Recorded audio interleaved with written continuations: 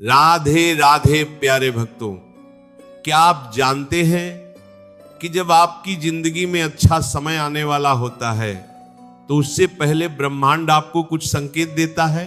जी हाँ, भगवान आपको बताते हैं कि अब आपके बुरे दिन खत्म होने वाले हैं और अच्छे दिन शुरू होने वाले हैं। लेकिन हम इंसान इतने व्यस्त हैं, इतने परेशान हैं कि उन संकेतों को पहचान नहीं पाते। आज मैं आपको बताऊंगा वो शुभ संकेत जो अच्छे वक्त की शुरुआत का इशारा करते हैं। अगर आपकी जिंदगी में ये संकेत दिख रहे हैं तो समझ जाइए कि आपके अच्छे दिन बहुत करीब हैं। ये ज्ञान भगवान श्री कृष्ण वह सब पुरपुर की बातपुर की बुर्ती की जानपुर को कामी चले जाना कर रहे की शिक्षाओं से निकला है, गीता के संदेशों से निकला है। पहला संकेत है आपके मन में अचानक शांति का आना। जब आपके अच्छे दिन आने वाले होते हैं तो सबसे पहला संकेत ये होता है कि आपके मन में एक अजीब सी शांति आती है। वो बेचैनी, वो घबराहट, वो परेशानी धीरे धीरे कम होने लगती है। आप खुद को पहले से ज्यादा स्थिर महसूस करते हैं। ये इसीलिए होता है क्योंकि भगवान जब आपको कुछ बड़ा देने की तैयारी करते हैं तो पहले आपके मन को तैयार करते हैं। एक शांत मन ही आशीर्वाद को ग्रहण कर सकता है। तो अगर आप अपने अंदर ये शांति महसूस कर रहे हैं तो समझ जाइए कि कुछ अच्छा होने वाला है।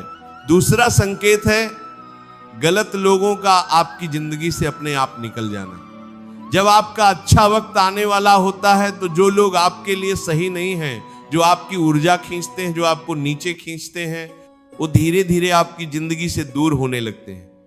ये दर्दनाक हो सकता है।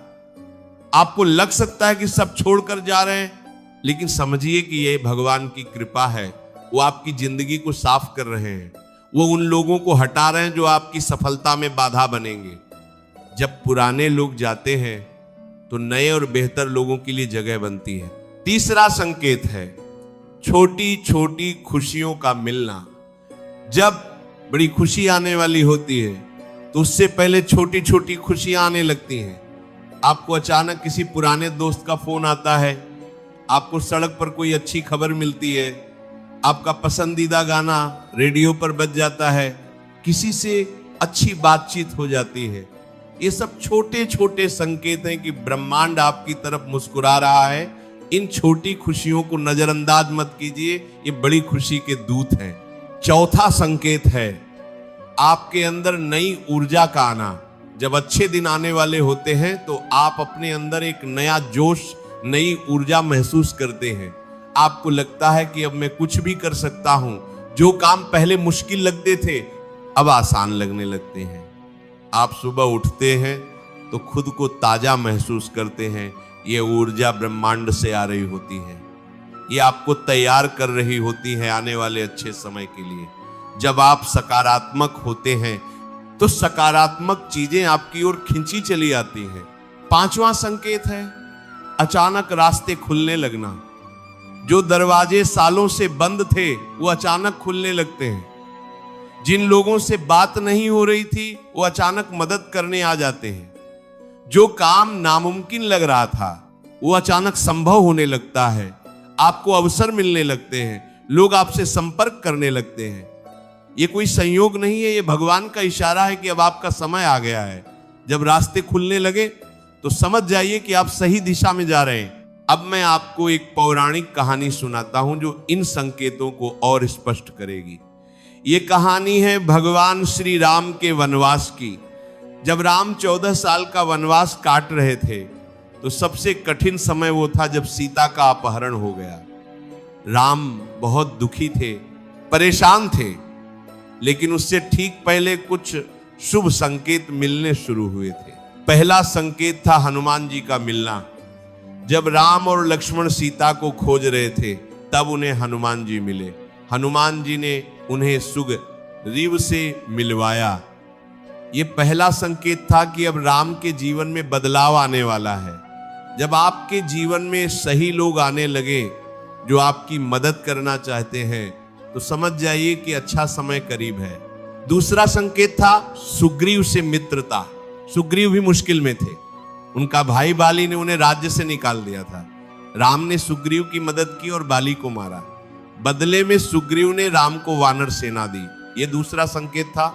जब आपकी मदद करने के लिए ताकतें जुटने लगे तो समझिए कि कुछ बड़ा होने वाला है। तीसरा संकेत था हनुमान जी का लंका जाना और सीता को ढूंढना। जब हनुमान जी ने सीता को खोज लिया और उन्हें राम की अंगूठी दी तो यह संकेत था कि अब सब कुछ ठीक होने वाला है। और फिर क्या हुआ? राम ने रावण को हराया, सीता को वापस पाया और अयोध्या लौटकर राजा बने। लेकिन उससे पहले ये सब शुभ संकेत मिले थे। इस कहानी से हमें क्या सीख मिलती है? यह कि जब आपके अच्छे दिन आने वाले होते हैं तो भगवान पहले से ही तैयारियां शुरू कर देते हैं। वो आपको संकेत देते रहते हैं, बस आपको उन संकेतों को पहचानना है और विश्वास बनाए रखना है। छठा संकेत है आपकी सोच में बदलाव।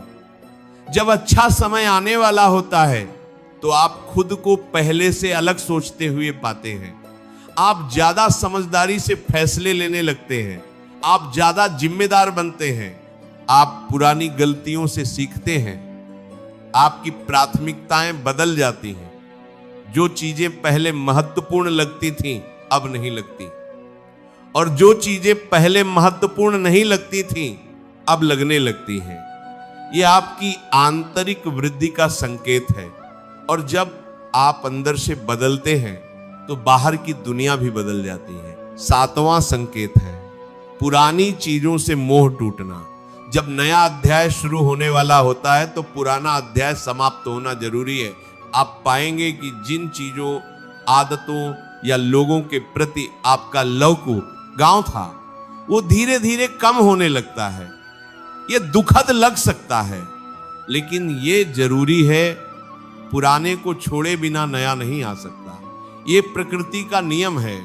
जैसे पतझड़ में पेड़ अपने पुराने पत्ते गिरा देता है ताकि बसंत में नए पत्ते आ सकें, वैसे ही आपको भी पुराने को जाने देना होता है। आठवां संकेत है आपके सपने बदलना।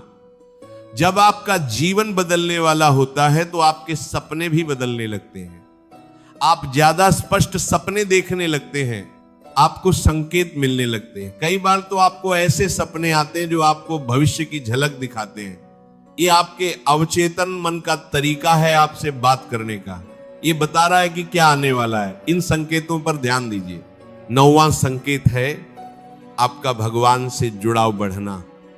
जब आपका अच्छा समय आने वाला होता है तो आप खुद को ज्यादा आध्यात्मिक पाते हैं।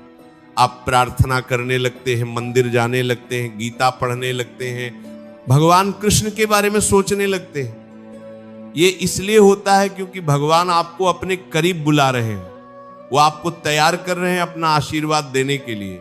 जब आप भगवान के करीब होते हैं तो सब कुछ संभव हो जाता है। 10वां संकेत है आपको अपने कर्म पर भरोसा होने लगता है।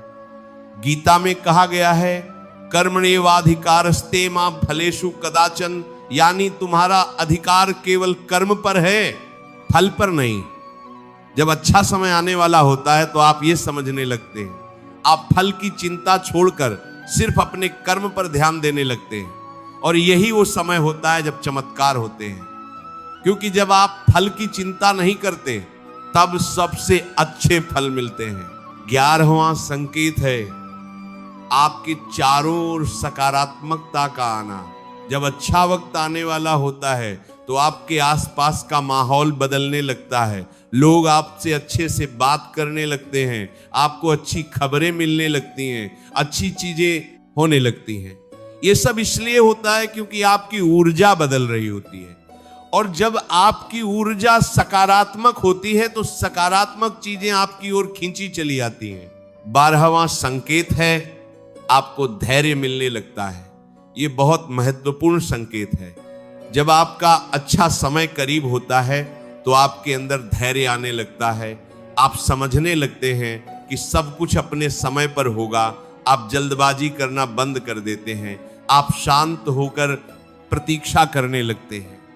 और ये धैर्य ही वो आखिरी चीज है जो आपको अच्छे वक्त तक पहुंचाती है, क्योंकि बिना धैर्य के लोग आखिरी समय में हार मान लेते हैं। मेरे प्यारे भक्तों, अगर आपकी जिंदगी में ये संकेत दिख रहे हैं तो समझ जाइए कि आपके अच्छे दिन बहुत करीब हैं। बस थोड़ा और धैर्य रखिए, थोड़ा और विश्वास रखिए।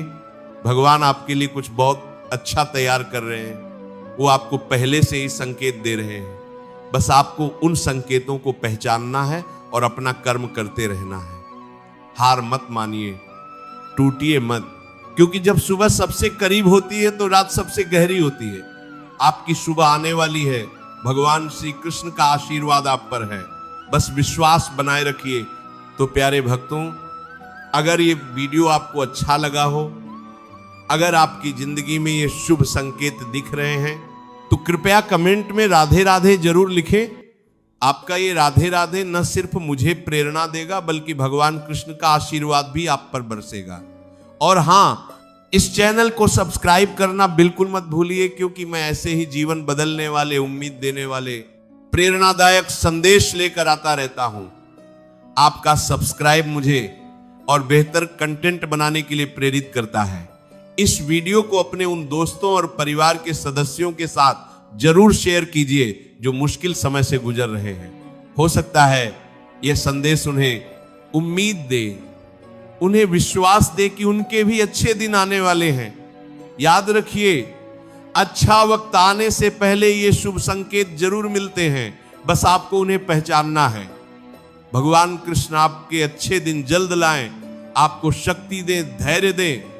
राधे राधे, जय श्री कृष्ण।